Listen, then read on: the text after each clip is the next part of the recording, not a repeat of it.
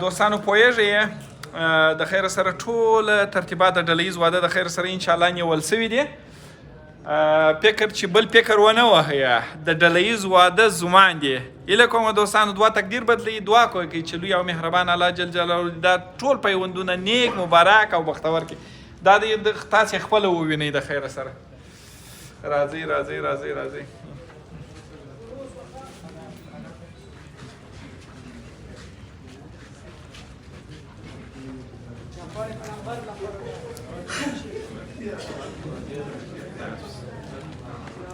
پای ته منظم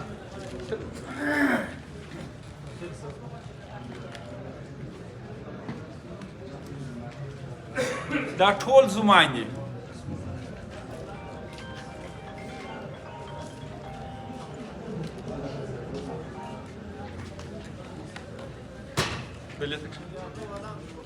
راځئ راځئ دا دوم کتاب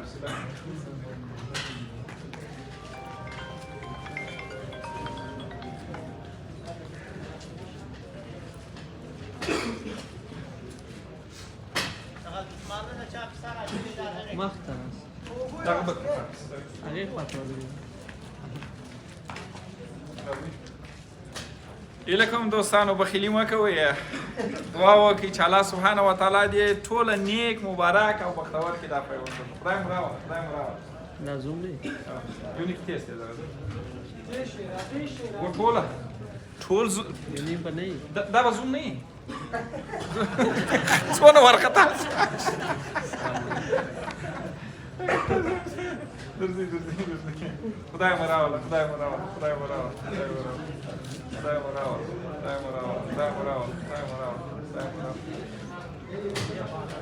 راوله خدای مو راوله خدای مو راوله خدای مو راوله خدای مو راوله خدای مو راوله خدای مو راوله. دا خو څومره دی؟ ته د چا په ځای راغلی؟ وایي خپله زوی یم. څونه زور غواړې په ولې یا ورکې کټوۍ کې نه کوو دوستان. بخیر الاست بخیر الاست بخیر الاست بخیر الاست. سلیم است بخیر بخیر بخیر بخیر بخیر بخیر بخیر بخیر بخیر بخیر بخیر. خدای مو راوله بخیر بخیر بخیر بخیر بخیر بخیر بخیر. دوستانو ورته ګورئ د خیره سره چې را نظر یې نه کړي خدای نه خواسته. بخیر بخیر بخیر بخیر بخیر بخیر. دا دی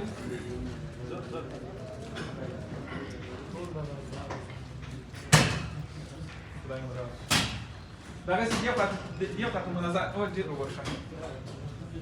دغه چوکۍ پراکئ منظم ګورئ هغه پای ته نه خو دغه چوکۍ پراکئ.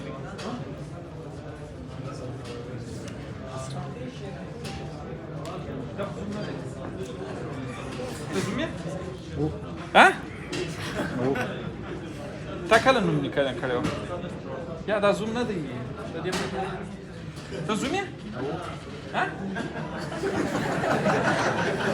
رنګ یې تک ژړ شو.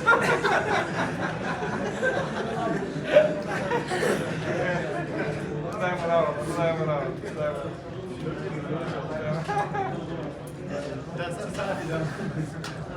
دوستانو دا نو ټوله زموږ د ننګرهار ډله ییز واده نازولي زمان دي. الله سبحانه وتعالی دې دغه پیوندونه نیک مبارک او بختور کړي. الله سبحانه وتعالی دې د خوښیو د سکونو او د پرمختګونو سبب ورته وګرځي. هیله کوم تاسې هم دعاوې ورته وکړئ او الله سبحانه وتعالی دې ټول مجردان خپلو هیلو ته ور ورسوي. موږ ته دې خدای پاک قوت او قدرت راکړي چې دغه لړۍ ته دغه رقم دوام ورکړو او د لوړ ملا ماتونکي ولورو د بې ځایه رواجونو ضد و ضدبازۍ په برخه کې هیله کومه دوستانو زموږ سره همکاري وکړي، حمایت مو وکړي، دعاوې راته وکړي چې خدای پاک دغه لوړ ملا ماتونکي ولورو بې ځایه رواجونو ضد ضدبازۍ او د واده لوړ مصارف په افغانستان کې ورکړي تر څو هر یوه پر واده باندې زور ورسېږي او هر یو و خپلو هیلو ته ورسېږي. خدای پاک مو راته وساته، باعزته اوسئ.